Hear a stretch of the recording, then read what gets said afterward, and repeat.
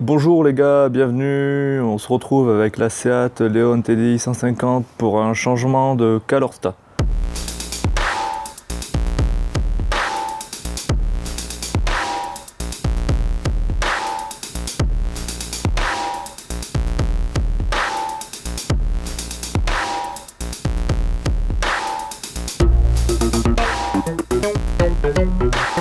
Donc un petit conseil, restez jusqu'à la fin de la vidéo. Dans la fin de la vidéo, je vous expliquerai comment détecter un Calorsta HS et quels sont du coup les symptômes d'un Calorsta HS.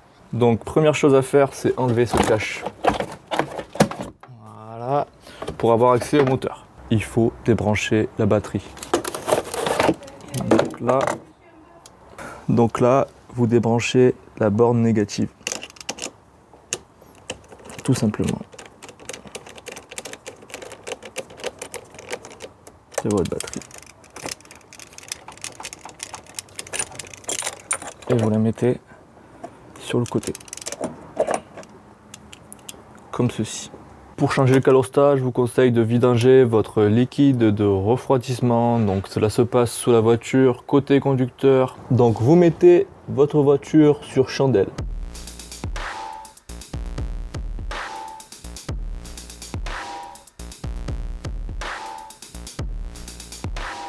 Pour vidanger circuit de liquide de refroidissement, je vais débrancher la durite inférieure du radiateur d'eau que vous voyez ici, que j'éclaire, qui est au-dessus des fils électriques.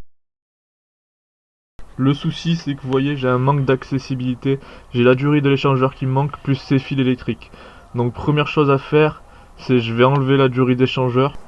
Donc là, prenez un tournevis plat, vous faites sauter ces deux circlips.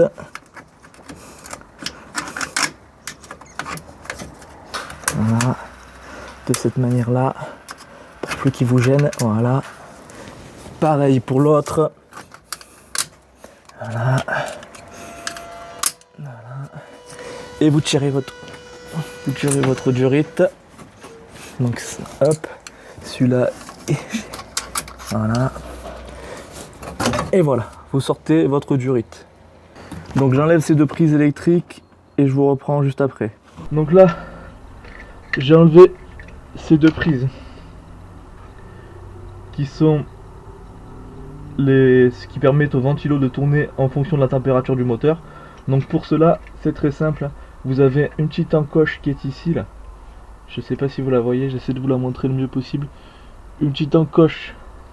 Alors je vais faire un truc, je vais vous la montrer. Il y a une petite encoche qui est ici là, qui va vous permettre d'appuyer dessus. C'est très simple, vous tirez dans ce sens vers vous. Là c'est pareil, sauf que l'encoche elle est de l'autre côté, elle est de ce côté là. Donc il faut aller passer par derrière, appuyer sur l'encoche et tirer de ce côté là. Donc là ces deux prises sont enlevées. Vous voyez, on a accès au collier de maintien de la durite de refroidissement. Donc là déjà on va pouvoir travailler plus facilement pour le décrocher. Donc je bouge tout ce qui craint, durite, pour pas foutre de l'eau dedans. Pareil pour cette durite là. Donc les prises électriques aussi. Ici je vais mettre un peu de papier.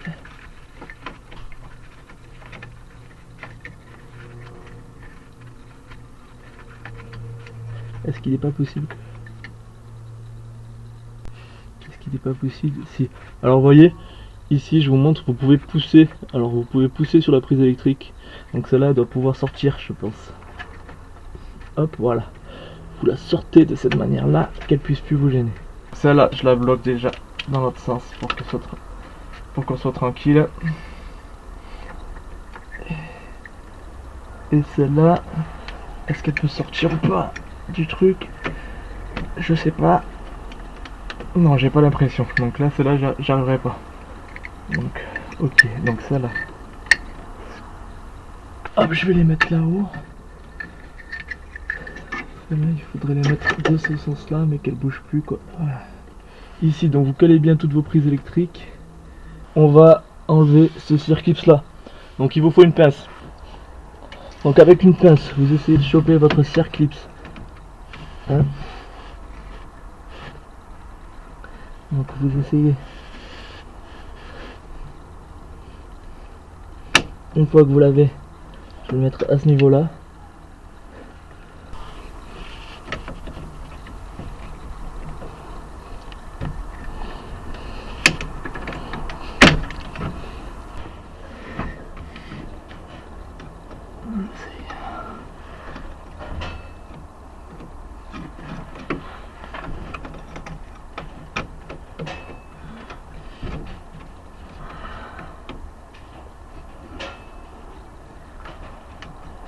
Voilà, donc là je l'ai mis au fond de la durite là. Donc voilà, j'ai repoussé le colis au fond de la durite.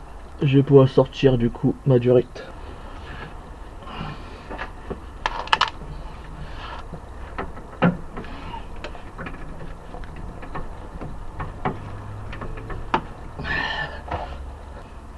Donc voilà, là ça commence à se déboîter petit à petit, ça commence à couler.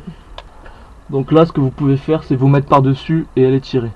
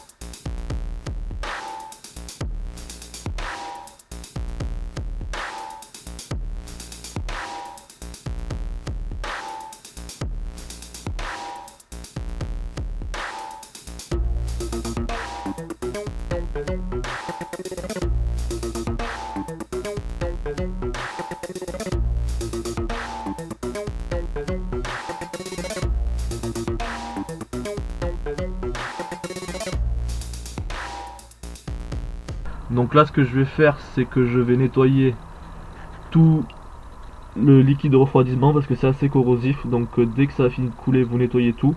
À l'aide de chiffon je nettoie vraiment tout ce qui a pu prendre du liquide, très important hein.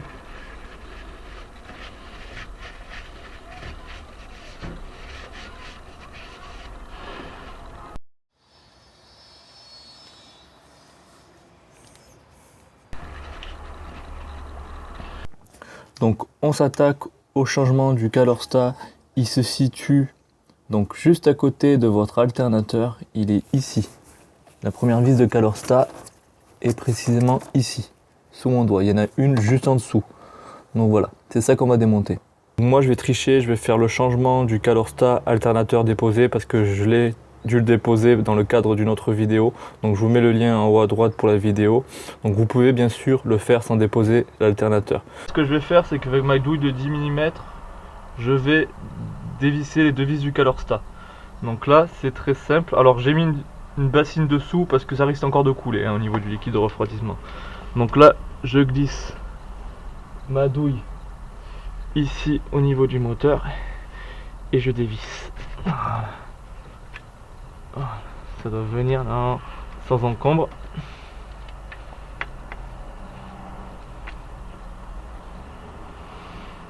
Pareil pour celle du dessous. Donc pour celle-là je vais utiliser une rallonge, ce sera plus simple.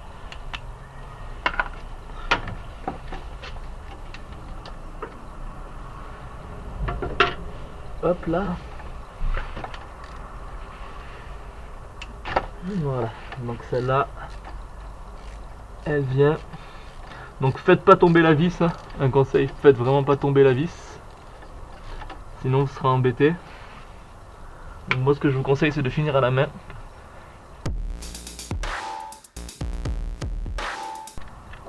Donc la première vis qui soutient notre Calorsta, Hop, et puis la seconde. Non, je vais reprendre à la rallonge, ce sera peut-être plus simple.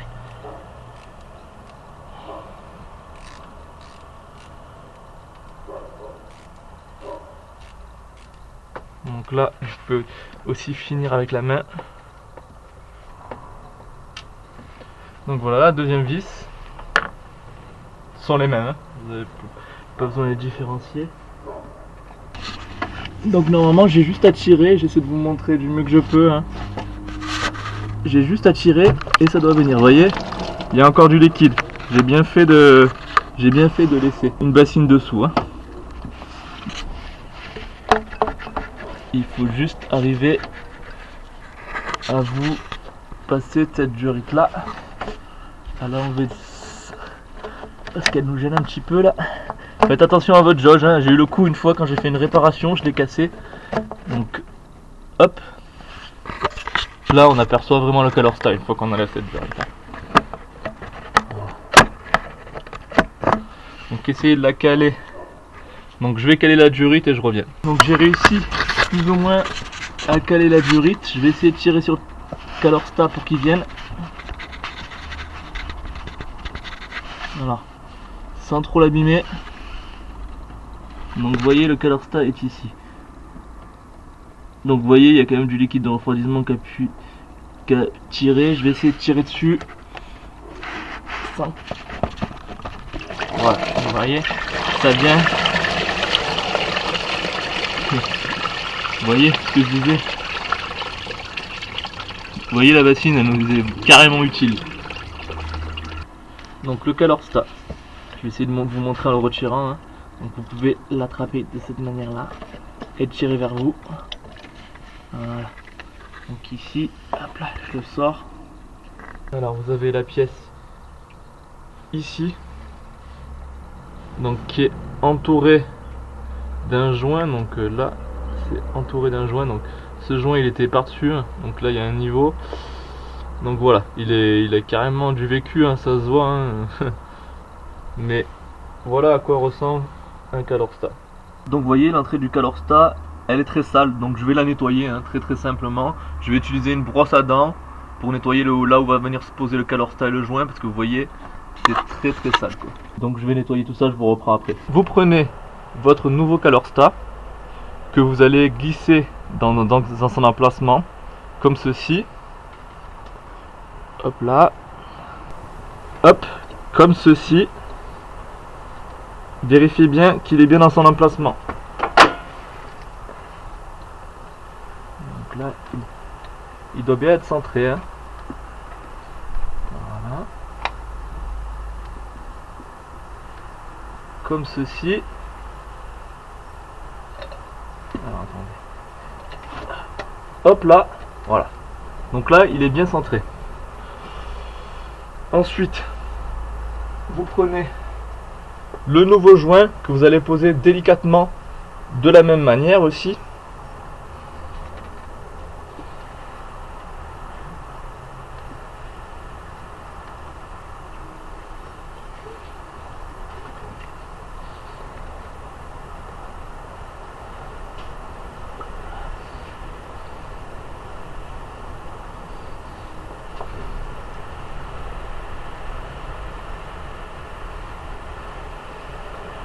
Donc voilà, je vais vous montrer avec quoi vous devez vous retrouver. Donc voilà comment doit être positionné votre nouveau ColorSta et votre joint. Donc vérifiez bien qu'il est bien positionné et après on va pouvoir reconnecter la durite. Donc pour reconnecter la durite, vous avez besoin de ces deux vis à placer. Donc vous les gardez à côté de vous. Vous positionnez votre durite, faites attention à pas faire bouger le ColorSta de son emplacement.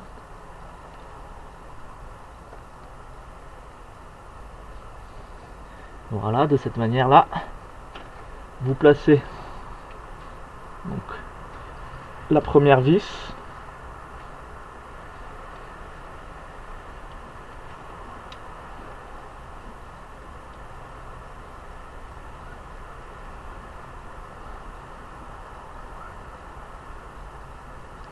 Vous la vissez à la main.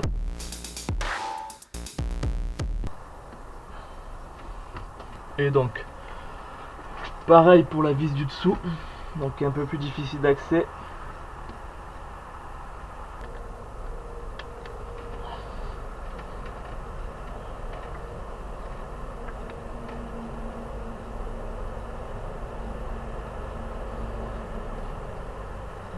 Donc vous finissez le travail avec votre douille de 10 bien sûr.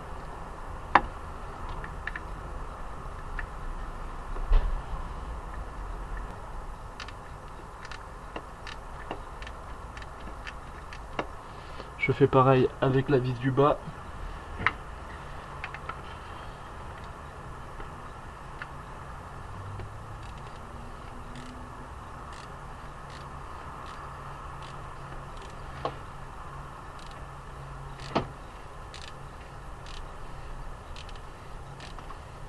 Je serre de façon homogène, hein. Je serre pas avant la vis du bas, je serre bien, mais je serre de façon homogène. C'est mieux comme ça. Pareil, vous serrez là-bas.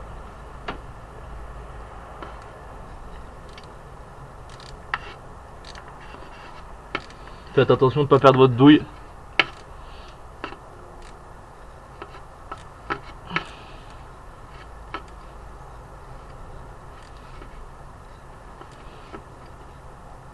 Donc la vis du bas est bien serrée.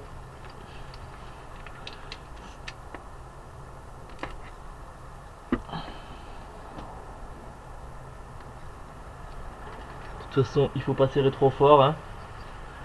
Ça sert à rien. Voilà, là c'est pas mal. Donc voilà, votre Calorsta est bien remis. Je vais vous montrer votre Calorsta vue d'en bas. Vous voyez, donc j'ai bien remis les deux vis, celle du bas et celle du haut, et la durite est bien connectée. Donc là, vous vous souvenez au démontage, j'ai déconnecté la durite du radiateur de refroidissement pour vidanger mon liquide de refroidissement. Donc il faut que je la reconnecte tout simplement. Après je vais passer aux connexions électriques que j'ai débranchées également.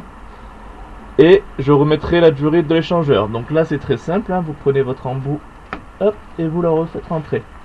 Voilà. Vous pouvez mettre aussi du lubrifiant silicone si vous vous en sortez pas. Mais là ça rentre. Voyez. Ça rentre tout seul. Donc vous voyez, la durite de refroidissement est remise. Donc ce qui me reste à faire, c'est le collier que vous voyez sûrement là-bas, là, qu'il va falloir que je remette. Donc là, je le descends le plus possible à la main, vous voyez, il est ici. Alors... hop là. Hop là. Hop là, hop là, hop là, hop là.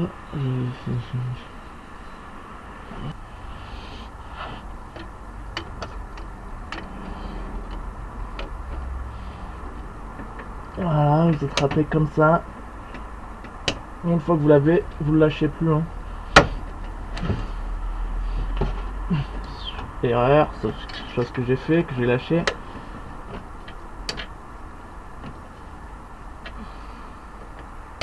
Voilà. Donc là, je vais essayer de le pousser en même temps, parce que le crochet.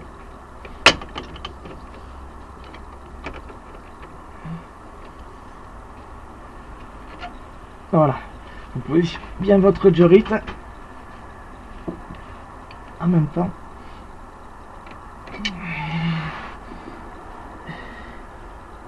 Et voilà. Donc vous voyez, j'ai remis le crochet sur sa durite. Donc une fois que vous avez fait cette étape là, vous pouvez rebrancher les connexions électriques qui sont ici. Donc là, pour rebrancher mes câbles électriques, alors, donc déjà j'ai des prises qui sont là.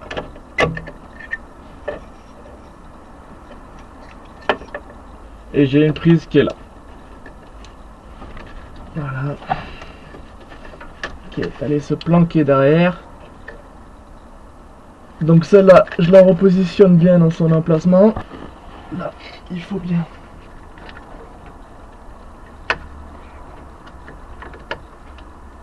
Voilà. Donc là, j'ai bien remis ces deux durites là. Ensuite, bah, je les rebranche, hein, tout simplement. Alors, j'essaie de me repérer. Donc celle-là, il y a un détrompeur, hein, vous pouvez pas vous tromper. Hein.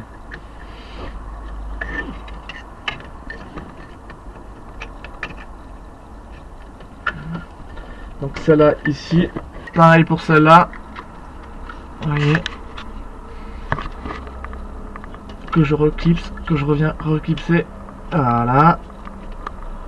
Voilà. Ces deux prises sont remises, hein, nickel. Vous vérifiez bien que vous avez bien enclenché. La durite du haut est remise. On va passer à la durite de l'échangeur. Donc ça, vous avez vu, c'est très simple. Je vous ai déjà montré dans le tuto de la boîte de vitesse. Hein. La vidange de boîte de vitesse, il suffit juste de remettre la durite et de crocher. Donc là, vous enlevez les deux chiffons, hein, que j'avais positionné pour pas qu'il y ait de saleté. Vous vérifiez qu'il n'y en a plus. Hein. Donc vous remettez votre durite. Hein. Hop, c'est dans ce sens-là. Bien centrer les ergots, bien sûr, sinon vous les rentrez pas. Voilà, une, deux, et là vous essayez de replacer ça. Donc là, tournevis plat et votre ami pour clipser les durites.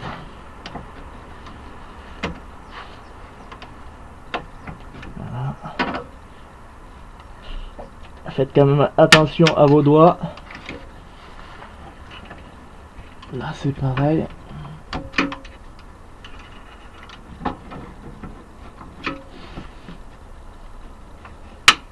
Voilà, une.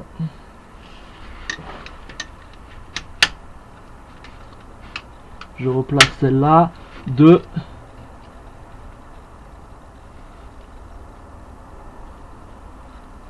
Donc voilà pour les durites. Donc je redescends la voiture.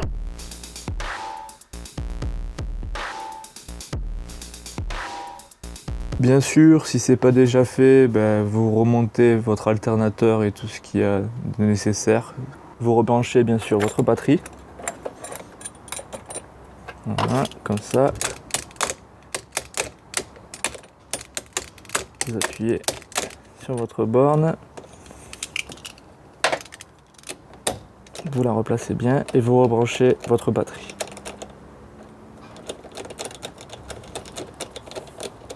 De cette manière-là. Voilà. Vous serrez bien.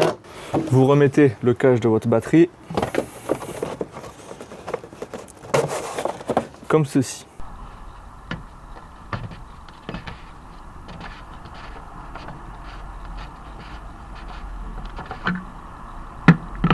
Et donc là, je refais le niveau de liquide de refroidissement. Pour cela, j'ai besoin que ma voiture soit plate. Alors sur Volkswagen, c'est du G12. Hein. Du G12, du G13+, c'est marqué sur votre bocal de refroidissement. Donc munissez-vous de G12. Donc un entonnoir et vous versez.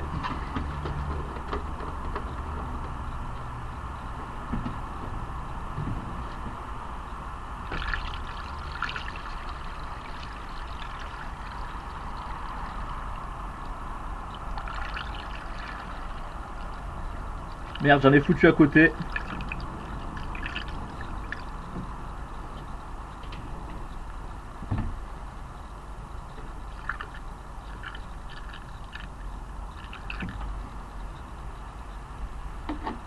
Donc ça c'est cool en même temps. Hein. Donc là j'en reverse encore.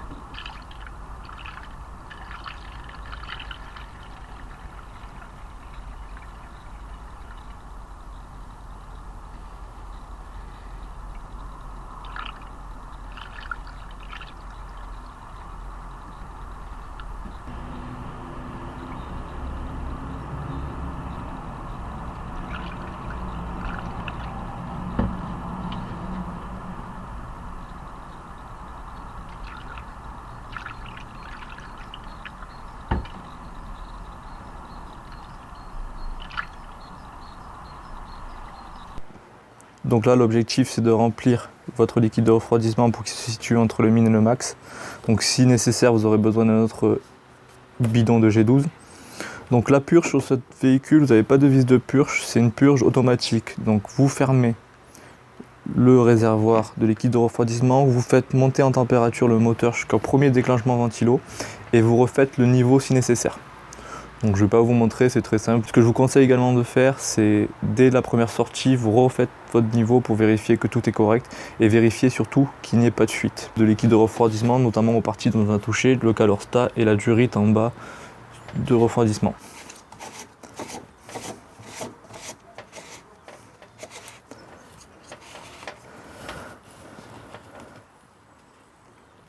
Donc maintenant, comme on a quasiment fini le démontage, comme promis dans le début de la vidéo, je vous explique comment détecter un calorsta HS sur votre véhicule. Je vais essayer de vous expliquer quels sont les symptômes d'un calorsta HS. Donc typiquement, il y a deux grands symptômes. Donc soit votre moteur monte en température, soit votre moteur ne monte pas du tout en température. Votre aiguille reste à 0. Donc comment vous expliquer ça? Il faut que vous imaginez, pour faire simple, le circuit de refroidissement autour du moteur. Donc c'est un circuit et c'est le calorsta qui va contrôler l'ouverture de ce circuit pour que le liquide de refroidissement puisse passer dans le circuit de refroidissement, dans le radiateur. Donc ce qui se passe, comme c'est ce calorsta qui contrôle cette température, lorsque le moteur n'est pas chaud, le calorsta est en position fermée, ce qui permet au moteur de ne pas être refroidi parce que l'eau ne circule pas dans le circuit de refroidissement. Donc le moteur monte en température. Arrivé à une certaine température, le calorsta s'ouvre pour que le liquide puisse passer dans le circuit de refroidissement et refroidir le moteur. Voilà, en gros pour le principe. Donc deux possibilités. Soit votre calorsta est bloqué en position fermée, donc là c'est vraiment le cas le plus grave, c'est-à-dire que l'eau refroidie ne passe pas du tout dans votre moteur. Donc ce qui se passe, c'est que votre moteur chauffe très rapidement, il monte en température. Donc ça peut vous causer des problèmes plus graves comme un joint de culasse. Donc je vous conseille de changer directement votre calorsta si vous voyez que vous avez une augmentation de la température de votre moteur et que ce n'est pas lié à autre chose. Le deuxième cas, c'est que votre calorsta il reste en position ouverte. Donc comme je vous l'ai dit, circuit fermé s'il est fermé, circuit ouvert, l'eau passe dans le liquide de refroidissement. Ce qui fait, c'est que quand le moteur n'a pas chauffé, l'eau est toujours refroidie. Donc vous pouvez vous retrouver avec des symptômes, c'est-à-dire que votre aiguille de température, elle ne monte pas ou elle monte très peu. Donc souvent quand on pense l'aiguille de température elle marche pas, on change la sonde de température. C'est pas vrai. Ça peut être un calorsta qui est resté bloqué en position ouverte et qui ne fait pas chauffer votre moteur du coup. Donc voilà pour les explications. Une fois que tout est remonté, vous remettez votre cache. Moteur. Et voilà, cette vidéo touche à sa fin. Si vous avez aimé, comme d'habitude, vous abonnez à ma chaîne si vous n'êtes toujours pas abonné. Sinon, vous pouvez également me dire en commentaire de la vidéo les vidéos que vous voulez voir paraître prochainement sur ma chaîne. Ça peut me donner des idées et j'essaierai de faire en sorte de vous les produire. Donc en tout cas, je vous remercie à tous de votre suivi et à très bientôt sur LGDA. Merci beaucoup.